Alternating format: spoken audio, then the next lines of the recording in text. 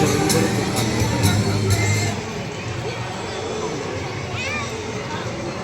हम आज़ादी दिवस मना रहे हैं, लेकिन यह आज़ादी हमें उपहार में नहीं मिली है। इसके लिए एक लंबी यात्रा करनी पड़ी है, आज़ादी की यात्रा। इस यात्रा में हजारों लाखों लोगों ने अपनी जान की कुर्बानी दी। 1919 जलियांवाला बाग। आज हमारी बैसाखी का दिन है, लेकिन पूरा पंजाब बैसाखी नहीं मनाएगा। हम सब बैसाखी नहीं मनाएंगे।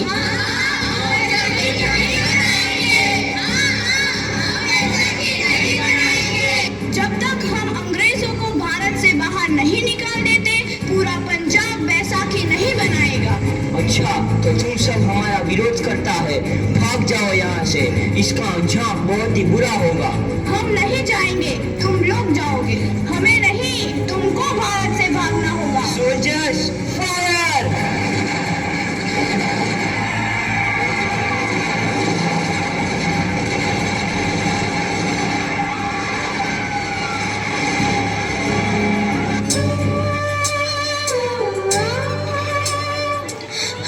ये जमीन हमारी, ये धरती हमारी, ये खेत हमारे।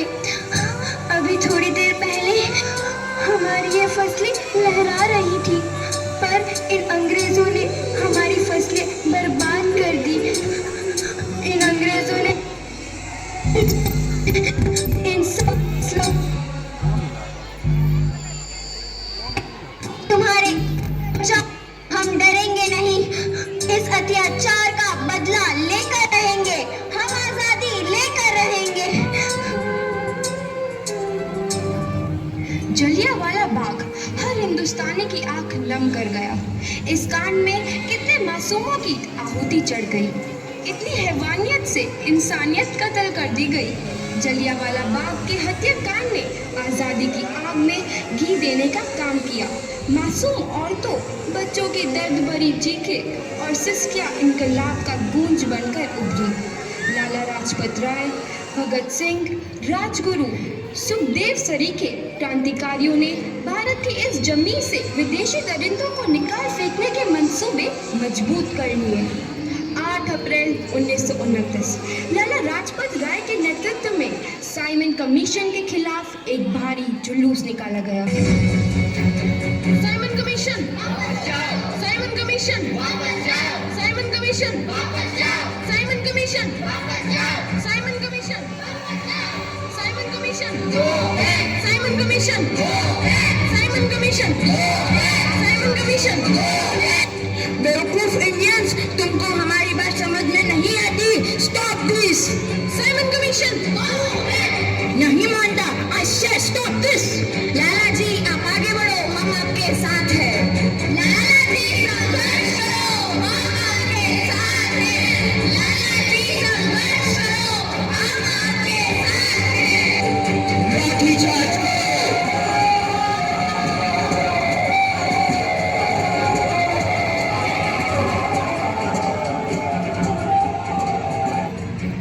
लाला जी को तो बहुत गहरी चोट लगी है, उनका सर फट गया है।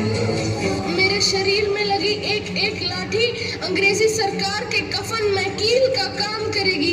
ये आजादी की लड़ाई रुकनी नहीं चाहिए। ये जिम्मेदारी मैं तुम सबको सौंप कर जा रहा हूँ।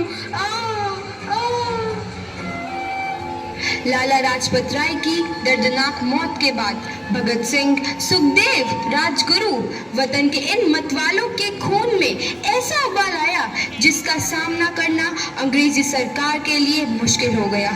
अंग्रेजों को करारा जवाब देने के लिए स्कॉट और सैंडर्स को मारने की रूपरेखा रची गई।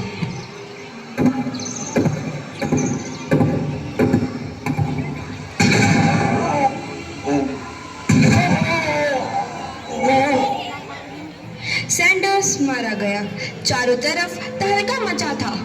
दीवारों पर लिखा था, लाला जी की मौत का बदला ले लिया गया है। भगत सिंह समेत सभी वहां से फरार हो गए। 8 अप्रैल 1929 दिल्ली में ब्रिटिश सरकार की सेंट्रल लेजिस्लेटिव असेंबली की बैठक में 2 बम धमाके की आवाज सुनाई दी।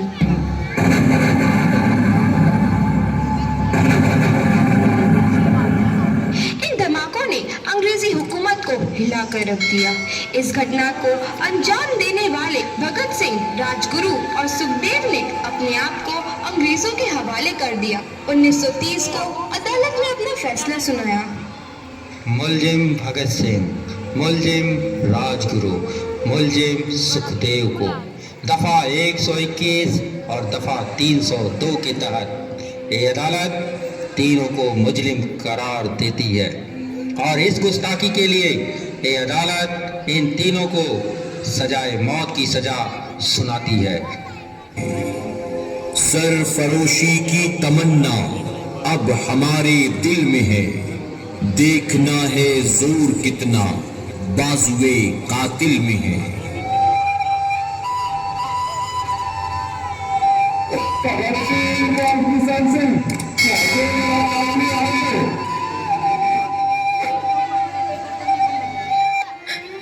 पुत्र की हाल है तेरा। मैं चंगा हूँ माँ, फिक्र करने की कोई गल नहीं। पुत्र, मेरा दिल तेरी तरह पत्थर दिल नहीं होगा। तेरी ये गला सुन के मेरा कलेजा फटे जा रहा है। माँ, मेरा दिल कोई पत्थर जैसा नहीं है, एक वतन परस्त का दिल है जो मेरे देश प्रेम के जज्बे को ताकत देता है। बेटा, मेरा लाल। माँ, आज मेरी तपस्या पूरी होने जा रही है। जे तू रोई तो मैंने तकलीफ होइया।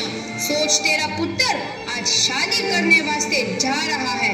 फर्क केवल इतना है, वो घोड़ी पर नहीं फांसी पर चढ़ने वास्ते जा रहा है। आज तू क्रांतिकारी की माँ है, कल तू एक शहीद की माँ होगी। माँ। पुत्र भगत, तू इतनी छोटी उम्र में हम सबको छोड़ के चला जाएगा। तूने जिंदगी में देखा ही क्या है पुत्र? मैंने अपनी माँ देखी है, जिसने मुझे एक ही बात बताई है कि बेटे, अपने देश के लिए एक बार मरना 100 बार जन्म लेने के बराबर होता है। अच्छा माँ, अब आशीर्वाद दे, आखिरी बार विदाई लेने का समय आ गया है। भगत, मेरे लाल।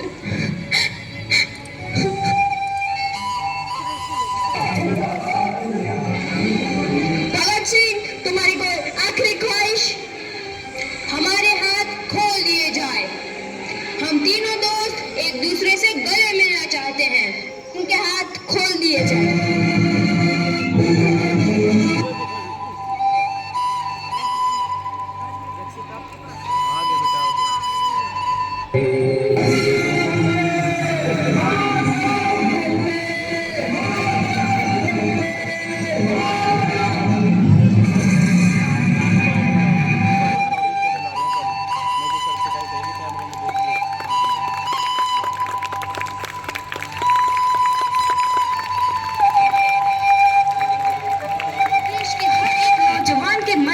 आजादी की नई उमंग हिलोरे लेने लगी।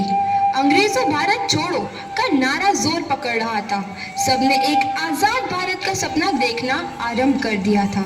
हर कोई अपने अपने ढंग से इस महायज्ञ में अपनी आहुति दे रहा था। सुभाष चंद्र बोस, रानी लक्ष्मीबाई, तात्या टोपे और मंगल पांडे जैसे शहीदों की कुर्बानी लाई। 15 अगस्त 1947 को भारत आजाद हुआ।